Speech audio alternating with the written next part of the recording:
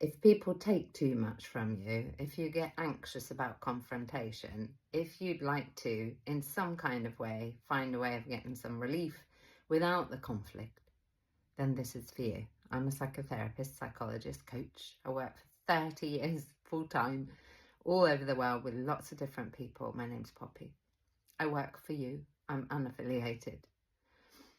The big issue for people is they don't want the stress, and you feel guilty if you put your foot down. So instead, you try and ignore it until it gets really bad, and you go in your head thinking, oh, if I do it this way, then this will happen, and that way, blah, and you get more and more anxious, uncomfortable, resentful, angry, withdrawing, and so on.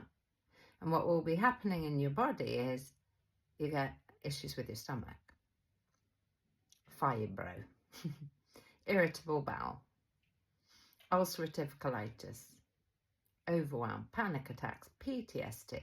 We're all on the gradient of how things affect us because it depends on how long it's been happening. Chronic fatigue. And then we go to the doctor and are told in some kind of way, well, you need this drug and that drug and you're treatment resistant. And it will keep happening. And if you've had counselling or CBT, respectfully, I've been doing this 3 decades, it's talking to your head and not your soul. There's no reason why you need to have conflict with people. Some people will treat some people one way and you another because you don't have boundaries. You don't know how to set them. Nobody will have taught you. Your currency for love is giving, overgiving. And whilst you're busy overgiving and depleting yourself, and people are taking from you, and they're not doing much with it because they can feel that you're not actually doing the things you advise them to do, so they don't respect you either. They keep taking. You're facilitating them keep doing it because you're not a trained counsellor, and you're getting in the way of them having a trained counsellor, so you're all suffering. Am I right or am I right? No, it doesn't cause conflict when you speak to the conflict.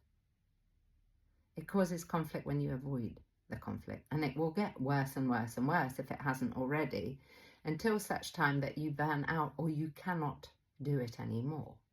I've seen it for 3 decades. So, would you like to do something about it? Small little 1% increments is how we learn. Then you can start to get proof that shifting your approach will work for you. So you get a bit more confident because you've got evidence. Then you can do a bit more and a bit more and a bit more. Or you can stay with the familiar pain because, you know, familiarity is very seductive. However, I guarantee it will keep happening and it will get worse because there's a message in what's happening and we need to take the message.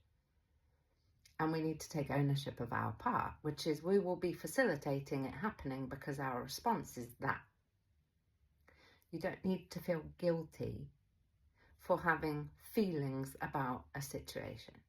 That's internalizing your anger. And anger is very appropriate when someone crosses a boundary. We get angry because of trespass.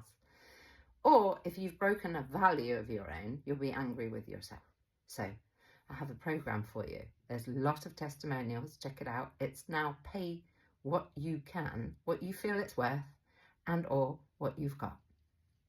Thrive, boundaries, mastery. Enjoy it. Change things.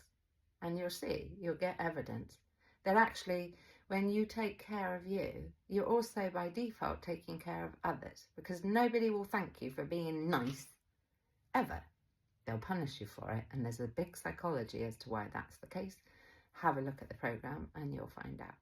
Send in enormous love. Just go easy on yourself. We're not taught this in schools. So when it gets bad enough, we find someone and we learn from them. If we want what others have, we get to do what others have got done, and then we'll get what others have gotten. Send in huge love. Share, like, follow, all the things, and I'll see you again.